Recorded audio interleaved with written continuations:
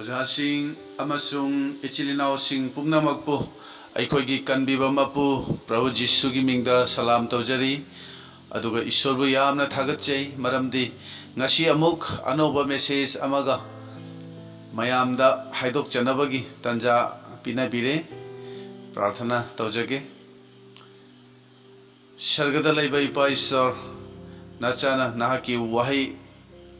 हाइदोक जगदबसे अहाकी चिन लैतोन सिजिनबियु तागदबसिंगना थवाई असंगबगी पांगल फंगहनबियु प्रभु जीसुगी मिंगदा निजबनी आमेन। ईश्वरगी वही पाथोकजगे तामिनसी जाकोब पंदुप मंगा तरा तरेत अमसुंग तरा निपानदगी एलियादी अखोइगा महौसा मानब मी ओइरमी अमसुंग नोंग चुदननबा महाकना थवाई यावना हाइजरे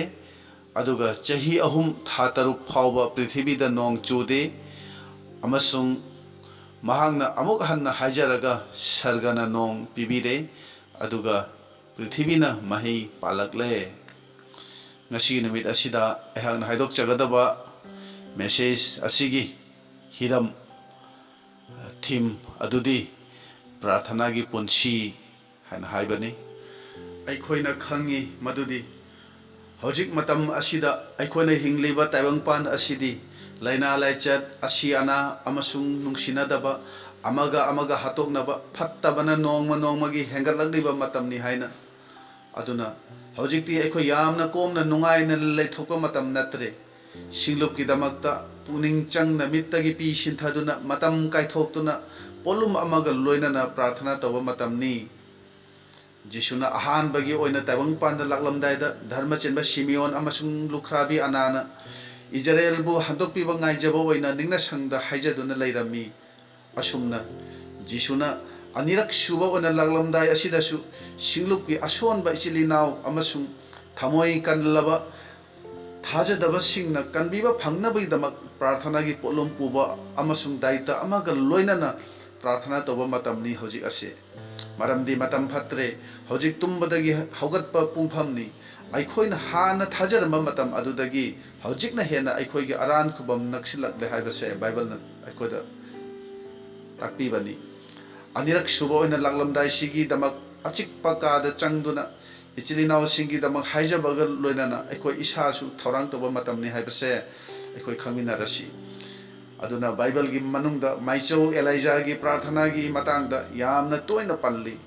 बाप्ताइज तौबिबा जोहान की मरमदा हाइरी महाक एलाइजा की थवाइदा चटकनी एलाइजा की थवाइना लमजिंगनी हाइना हाइरी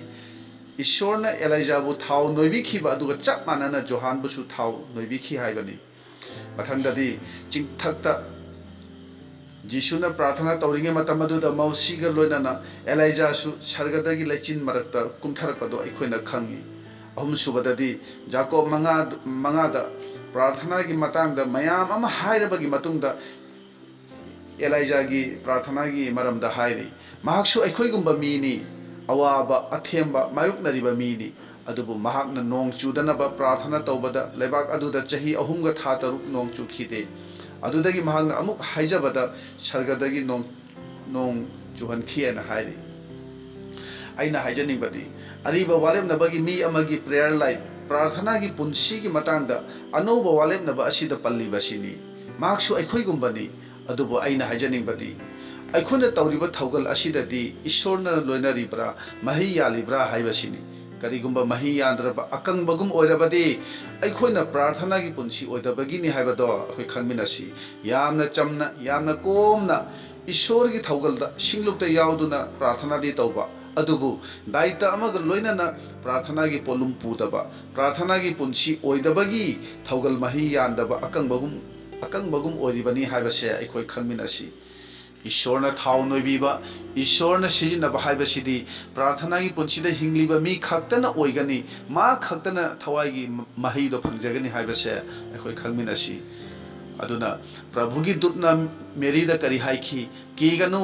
ईश्वर की थवाइना नंगबु लोइनरी नाहाक्ति ईश्वर की थौजाल फंगजरे नंगोंदगी ईश्वर की मचानिपा प्रभु जीशु पोकनी हना हाइखीबनी aduna aikhoi busu ishorna thauna birabadi aikhoi dagisu atopa singna jisu bu ujagani haibase aikhoi khangminasi anoba walekna basida Elijah gi प्रार्थना की मरम द करी की पल्ली बन बाइबल ना हाई मतम अमद इजराइल ना पाप त लुप्तु न लेरमी मतम मधु द ईश्वर न एलाइजा बु सिजिन नखी मतम दुगी निंथौ अहाब त महक न हाई की अईगी हाइजब मतुंग इन्ना ईश्वर न नोंग ताहन बिररोय अदुगा अइना अमुक हाइजद्रि फावब नोंग तारोय हैन हाई की चही अहुम ग था तरुक चुप न नोंग ताखीदे अहान बन निंथौरोन त्रातनेत की अमदा मतम मधुदा महाकसु अवाब नंखी नोंग तादबगी मरमना चाना थंगनब फंगलमदे महाक मसामकसु लाइरबी लुखराबी अमदगी चाननब नीबदो अखोइना उब फंगी एलाइजाना अचौ अचौब थबक कया तौखी असीब हिंगदहनखी बालगी मैचौसिंगी ममांगदा सर्गदगी मई हैथहंदुना ईश्वरगी अगकप थबक उतखी मईगी दोलाइदा तोंगदुना हिंगना सर्गदा ईश्वरना लोखतखीबनी अदुबु अनोबा वालेपनबा असिददी मधु पुंबा अमत्ता पंदे मागी प्रेयर लाइफ प्रार्थना की पुंसी अदुगी मतांगदा बाइबल असिदा पनबजे खोइना उबा फंगबनी पाप की मरमना नोंग चुररोय हाइना एलाइजाना हाइखीबनी अदुबु चही अहुमगा था तरुक की मतुंगदा अमुक हन्ना अहाबता नोंग चुरनी हाइना हाइखी बाइबल ना हाइरी नोंग चुरनी हाइना हाइरबा मतुंगदा एलाइजाना तुमिन्ना फमदुना लैखीदे अनोबा वालेपनबदसु जिसुना हाइखी अइना चतखरबा मतुंगदा नखोइना मई अमसुंग थवाई असेंगबगी बाप्ताइज फंगनी मदुदा सेवोकसिंग अदुना फमदुना तुमिन्ना लैखीदे कादा चंगदुना प्रार्थना तौदुना जिसुना हाइरंबदो ngaikibani aduga kharani gi matungda thawai asengba lakduna jisuna hairambado mapung phakhi ईश्वर की वासक असिदी अखोइना खंगबा नत्रगा ताबा खक्तना यादे मदुगी मतुंग इन हाइजबा अमसुंग चटपा अमा चंगी एलाइजाना चिंगदा काखतुना ईश्वरदा हाइजखी अदुगा महाकी मनाइदुदा हाइखी समुद्र लोमदा नोंग लाकप्रा येंगु हाइना हाइरमी मनाइदुना येंगलमी अदुगा हाइरमी करीमता उदे हाइना हाइखी असीगी मतुंगदा एलाइजाना असुम मथंग मथंग तरुकलक प्रार्थना तवी तरुकलक थादुना मनाइदुबु येंगहनबदा नोंग हौरकपा उदे हाइना हाइखीबनी तरुकलक मनाइदुदा नोंग हौरकपा येंगहनबदुदा करीमता उदे हाइना हाइखीबा अदुदा एलाइजाना ईश्वरदा हाइरबा याबनी प्रभु करीनो नंग हाइबगुमना करी ओइद्रिबनो हाइना हंबा याबनी अदुबु तरेलक सुबा ओइना मनाइदुबु नोंग हौरकपा येंगहनबा मतम अदुददी नुपा अमगी खुद मुक चावबा लेचिन मचेत अमा समुद्रदगी काखलपा उरे हाइना हाइखी खंदुना येंगबु पाक चावखबा अतियासिदा खुद मुक चावबा नुपा अमगी खुद मुक चावबा लेचिन अदुना करी ओइगनी अदुसु चही अहुंगा था तरुकी मतुंगदा पुगनिंग हंथबा याबनी अदुबु अखोइना खंगी मदुदी ngaihaki matungda atiase sin thungna leichinna mamlammi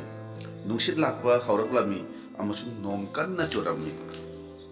ngasigi numit asida aina panjanibadi leichin adugi wafam natte adubu mi amagi प्रार्थना की punsi aduni अखोइना खंथगा दौबदी एलाइजाना प्रार्थना तौबदुदा प्रार्थना दुगी मतुंग इना पाखुमदु फंगलिब्रा हाइबसिनी अखोइना अखोइगी थाजद्रिबा इमुंग मनुंगी तमक हाइजै हाइबा इंदबा इचा सिंगी तमक हाइजै सोंथरिबा सिंगलुपकी इचिलिनाव सिंगी तमक हाइजै सेल थुमगी अनाबगी मरमना डिप्रेशन की मौंगदा पुंसी लेलिबा दुगी तमक हाइजै अदुबु प्रार्थना की पाखुम फंगद्रसु एलाइजाना हाइजबदा निंगहनदबा अदुगुमना अखोइ ओरिब्रा हाइबसे अखोइ खंथमिनसि प्रार्थनादा निंगहनदबा मी अदुनी एलाइजागी थवाइदा अमसुंग प्रार्थना की पुंसिदा हिंगबा हाइन हारिबसि मसिननी अनोबा वालेपनबा असिदा मैचौ एलाइजासु अखोइगुमबा मिसक अमनी हाइन हारिबसि महाकसु अवा अना अथेंबा थेंगनरिबा मिसक अमनी निंथौको नुंगी मियोय नते महा अवाबा थेंगनरबसु मागी प्रार्थना की पुंसीदी मेंटेन तौरगा माक हिंजरमनी प्रार्थना की मही फंगद्रबसु प्रार्थना तौबदी लेप्ते मसी अखोइगी तमक तमजनिंगाइनी नोंगमा जिसुदा सेवोकसिंगना हाइजबा तंबियु हाइना हाइबदा जिसुना हाइजनबा मखल अनिखक तमीबा अखोना उब फंगी अहनबा अदुदी अहनबा अदुदी अखोना खंगबगुमना प्रभुगी हाइजबा अदुदी स्वर्गदा लैबा अखोगी इपा इबुंगो हाइना हौबा अदुदी अनिसुबदुदी लुखराबी अमना ईश्वर की दबा मीबु इकाई खुनदबा वायन मपु अमदा मागी येकनबदा लमन खुंबिनबा हाइजबदुनी लुखराबीदुना तत्तन हाइजबगी मरमना फत्तबा वायन मपु अदुना लुखराबीदुगी हाइजबदु ताबीखिबनी लुक 19 जिसुना ताकपीरिबसे अहिंग नुंथिल लेप्तना हाइजरिबा अखोइगिदी ईश्वरना करिगी ताबीरोय हाइना हाइबनी अना हाइजनिबदी अइगी इमुंग मनुंगना कनबीबा फंगद्रबदी इचासिंगना हाइबा इंद्रबदी सेल थुमगी अना अयेकी अथेंबगी ओइरबसु एलाइजाना कयारक हाइजखिबा अदुगा करमना नोंगचुखिबा मदु येंगबियु अदुना प्रार्थना की पाखुम फंगद्रबसु हाइजबदी लेपकनु हाइबसे अइना हाइजनिंगी इखंग खंगहौदना अइगी सिचुएशन अइगी कंडीशन अदो मिकुप्ता ईश्वरना ओंथोकबिबा ngami महांगना कनबीबा ngami महांगना अइबु फनबीनी अइगी फत्रबा फिबम अदुबु महांगना मिकुप्ता ओंथोकबिबा ngami अइगी नुंगदा लैरिबा अइगी इमुंग मनुंगदा लैरिबा अइगी सिंगलुपता लैरिबा बॉन्डे शैतान गोबा अफा अपन पुमनमक थादोक्तुना जिसुगुमना अखोइबु ओइहनबीबा ngami हाइबसे अखोइ खंगमिनसि अदुबु लोरिबदी नाकी प्रार्थना की पाउखुम फंगद्रबसु नंगना हाइजबा लेप्तबा अमसु नंगी थाजबदु होंगदबरा हन हाइबसिनि जेरेमिया अमगी 35 मखोइना नथक्ता लान हौरकनी अदुबु मखोइना नंगबु ngamloi अइ नाहक लोइनना लैगनी अमसुं अइना नंगबु कनबिगनी हाइबसे मपुई बुंगोना फोंदोकबिबा वाफमनि ngasigi numit asida makhal makhalgi awana athemba khanglibasingda aina haijaningbadi ishorna soidana kanbigani amasung awaba kokpigani tawbatabu nangna thajabagar loinana haijaba lepiganu haibasini Jeremiah amagi 35 hariba wafam ase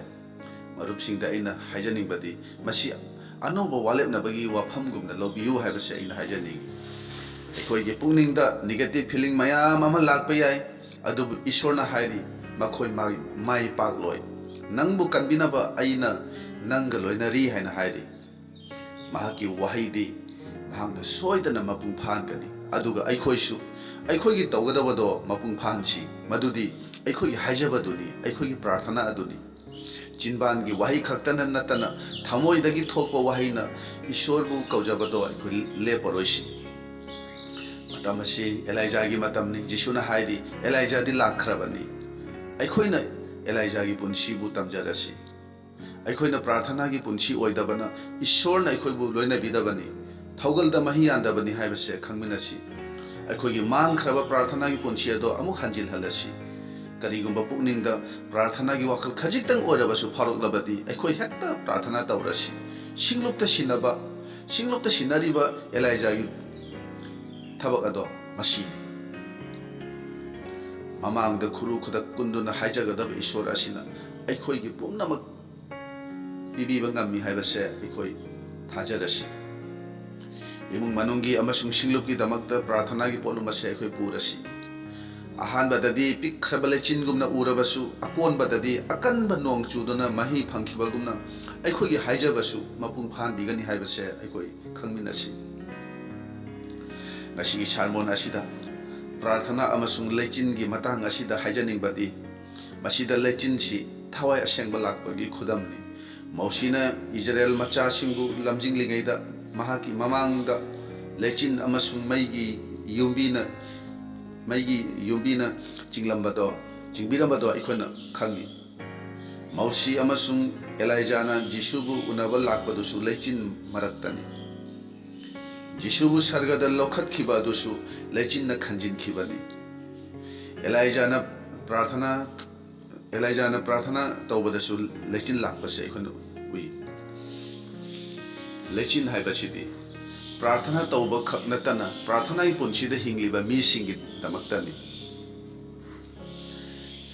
Jeremiah 8:13 अदुदा Israel मचासिंगना पाप तौबगी मरमदा मपुइबुंगना अवाबा तहल्लनी हाइना खंगहनबा मतमदा जेरेमियाना प्रार्थना तौजखि